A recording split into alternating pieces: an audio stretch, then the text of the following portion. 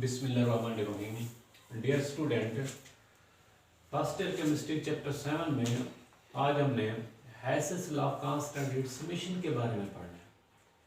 तो Hess's law of constant heat summation ये है कि अगर किसी कंपाउंड की फॉर्मेशन सिंगल स्टेप के अंदर हो या ज़्यादा स्टेप के अंदर हो, उसकी टोटल एंथैल्पी चेंज सेम होती है। किसी कंपाउंड की फॉर्मेशन सिंगल स्टेप्स के अंदर हो या एक से ज़्यादा स्टेप्स के अंदर हो, उसकी एंथैल्पी चेंज क्या होगी, सेम होगी। तो इसकी डेफिनेशन क्या है? If a chemical change proceed in one or several step, total enthalpy change is same. अगर किसी कंपाउंड की फॉर्मेशन सिंगल स्टेप्स के अंदर हो या ज़्यादा स्टेप्स के अंदर हो, उसकी टोटल एंथैल्पी चेंज क्या होगी, सेम होगी। या इसकी डेफिनेशन ये भी हो सकती है, enthalpy change for a process is independent of the path it follows. यानी किसी कंपाउंड की फॉर्मेशन ये पाथ के ऊपर डिपेंड नहीं करती। किसी कंपाउंड की फॉर्मेशन ये पाथ के ऊपर, जो स्टेप्स हैं उसके ऊपर डिपेंड नहीं करती। तो ये भी क्या है? हैसेस law of constant heat summation है। इसकी बहुत सारी एग्जांपल दी हुई है बुक के अंदर। जो पहली एग्जांपल दी हुई है सपोज एग्जांपल है। फर्स्ट करें, ए हमारे पास रिएक्टेंट है, डी हमारे पास के प्रोडक्ट है। ए से जो डी बनते हैं ये सिंगल स्टेप प्रोसेस है, इसकी एंथैल्पी क्या है? डेल एच है। अगर यही फॉर्मेशन ऑफ डी हम स्टेप्स के अंदर करें तो पहले ए से बी बनेगा, पहला स्टेप है डेल एच वन, बी से सी बनता है, दूसरा स्टेप है डेल एच टू, सी से डी बनता है, तीसरा स्टेप है डेल एच थ्री। अब जो डेल एच है ये किसके बराबर है? Del H is equal to del H one plus del H two plus del H three. अब del H one, del H two, del H three, ये तीनों वैल्यू ऐड करेंगे तो ये किसके बराबर होगा? डेल एच के बराबर होगा। इसको हम फ्लो शीट डायग्राम से भी ज़ाहिर कर सकते हैं। अब ए से डी बनता है, ये सिंगल स्टेप प्रोसेस है, इसकी एंथैल्पी डेल एच है। ए से बी बनता है, सिंगल स्टेप, सॉरी ये इसका जो पहला स्टेप होगा ये डेल एच वन होगा। बी से सी बनता है, दूसरा स्टेप है, इसकी एंथैल्पी डेल एच टू है। सी से डी बनता है, तीसरा स्टेप है, इसकी एंथैल्पी डेल एच थ्री है। अब ये डेल एच किसके बराबर है? Del H is equal to del H one, del H two, del H three. इन तीन एंथैल्पी को ऐड करेंगे तो ये किसके बराबर होगा? डेल एच के बराबर होगा। दूसरी एग्जांपल है formation of CO2। Formation of CO2 में पहले हम ये सिंगल स्टेप प्रोसेस पढ़ेंगे, इसके बाद हम इसके टू स्टेप प्रोसेस पढ़ेंगे। कार्बन ये ग्रेफाइट है, ये एक्सेस ऑफ ऑक्सीजन के साथ यहाँ पर मिलती है। यहाँ पर ऑक्सीजन की क्वांटिटी क्या है? एक्सेस है। ग्रेफाइट एक्सेस ऑफ ऑक्सीजन के साथ मिलती है तो CO2 के मॉलिक्यूल पैदा होंगे। सिंगल स्टेप प्रोसेस है। इसकी एंथैल्पी कितनी है? -393.7 किलोजूल पर मोल। अगर यही फॉर्मेशन ऑफ CO2 हम टू स्टेप्स के अंदर करें, अब जैसे ग्रेफाइट कार्बन ऑक्सीजन आइटम के साथ मिलता है, यहाँ पर इसकी क्वांटिटी क्या लेस है तो CO के मॉलिक्यूल पैदा होंगे। ये पहला स्टेप है तो इसकी एंथैल्पी क्या? डेल एच वन, इसकी वैल्यू कितनी है? -110 किलोजूल पर मोल।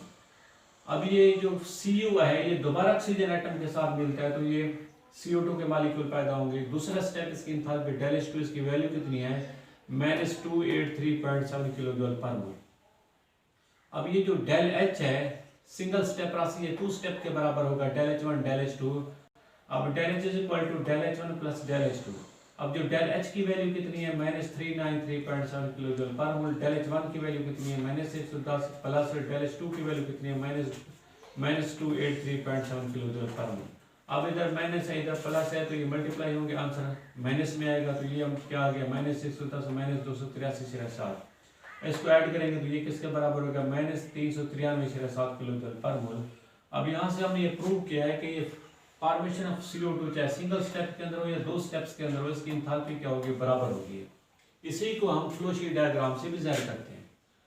अभी सिंगल स्टेप प्रोसेस है, ग्रेफाइट ऑक्सीजन मॉलिक्यूल के साथ मिलते हैं, CO2 के मॉलिक्यूल पैदा होते हैं, इसकी एंथैल्पी डेल एच है। कार्बन ऑक्सीजन आइटम के साथ मिलेंगे, CO के मॉलिक्यूल पैदा होंगे। पहला स्टेप इसकी enthalpy del H one, CO दोबारा ऑक्सीजन आइटम के साथ मिलेंगे, दूसरा स्टेप है इसकी एंथैल्पी डेल एच टू। ये क्या बन जाएंगे? CO2 के मॉलिक्यूल पैदा होंगे। अब ये डेल एच किसके बराबर है? बराबर है del H is equal to del H one plus del H two. तीसरी एग्जांपल है फॉर्मेशन ऑफ सोडियम कार्बोनेट। ये भी हम सिंगल स्टेप्स के अंदर भी करेंगे, दो स्टेप्स के अंदर भी करेंगे। तो सिंगल स्टेप इसकी फॉर्मेशन ये है कि NaOH का रिएक्शन CO2 के मॉलिक्यूल के साथ होते हैं। अब यहाँ पर NaOH एक्सेस क्वांटिटी के अंदर मौजूद है। NaOH CO2 मॉलिक्यूल के साथ मिलेंगे, sodium carbonate plus water molecule. पहला स्टेप ये सिंगल स्टेप प्रोसेस है, इसकी एंथैल्पी कितनी है? -89.08 किलोजूल पर मोल। अब यही फॉर्मेशन ऑफ सोडियम कार्बोनेट अगर दो प्रोसेस में हम करें, टू स्टेप में, NaOH प्लस CO2, अब यहाँ पर जो NaOH है वो लिमिटेड अमाउंट के अंदर है, तो ये क्या बन जाएगा, NaHCO3 सोडियम बाइकार्बोनेट बनेगा। ये पहला स्टेप, इसकी एंथैल्पी ΔH1 इसकी वैल्यू कितनी है, -48.06 किलो जूल पर मोल। अभी NaHCO3 को दोबारा हम बेस NaOH के साथ मिलाएंगे तो ये क्या बन जाएगा, सोडियम कार्बोनेट प्लस वाटर के मॉलिक्यूल पैदा होंगे। दूसरा स्टेप है, इसकी एंथैल्पी क्या होगी, ΔH2 इसकी वैल्यू कितनी है, -41.2 किलो, -41.02 किलो जूल पर मोल। अब ये जो एंथैल्पी सिंगल स्टेप प्रोसेस है ΔH, किसके बराबर है, ΔH is equal to ΔH1 plus ΔH2। अब यहाँ पर ΔH की वैल्यू कितनी है, -89.08, ΔH1 की वैल्यू कितनी है, -48.06, ΔH2 की वैल्यू कितनी है, -41.02। अब इधर माइनस है, इधर प्लस, आंसर माइनस में आएगा तो ये क्या बन जाएगा, -48.06 -41.02, इसको ऐड करेंगे तो ये कितना आएगा, -89.08 किलो जूल पर मोल। अब फॉर्मेशन ऑफ सोडियम कार्बोनेट चाहे सिंगल स्टेप्स के अंदर हो या दो स्टेप्स के अंदर हो, इसकी एंथैल्पी क्या होगी, बराबर होगी। अदर इसके एग्जांपल हैं कि फॉर्मेशन ऑफ CCl4, ये 4 स्टेप्स के अंदर हुआ है। फॉर्मेशन ऑफ CCl4 4 स्टेप्स के अंदर होता है, तो इसकी एंथैल्पी हम डायरेक्ट मेजर नहीं कर सकते। ये सीरीज ऑफ स्टेप्स के अंदर होता है, इसकी एंथैल्पी हम हेसेस लॉ के जरिए से मालूम कर सकते हैं।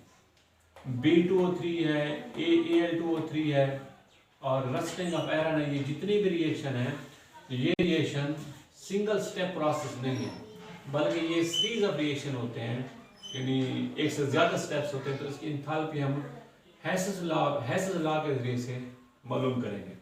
तो Hess's law constant it summation ये है कि ऐसे रिएक्शन जिनकी ऐसे कंपाउंड जिसकी फॉर्मेशन एक से ज़्यादा स्टेप्स के अंदर होते हैं, तो इसकी एंथैल्पी हम हेसेस लॉ, इसी लॉ के जरिए से मालूम करेंगे। यहाँ पर समेशन का मतलब कि एडिशन, ऐसे रिएक्शन जिसके स्टेप्स एक से ज़्यादा हो गए, उसकी एंथैल्पी को हम ऐड करेंगे तो ये टोटल एंथैल्पी के बराबर हो जाएगा। तो उम्मीद है ये लेक्चर आपको पसंद आया होगा, समझ आया होगा। तो आपने जो यूनिक केमिस्ट्री लेक्चर है इसको सब्सक्राइब करना है। वस्सलाम।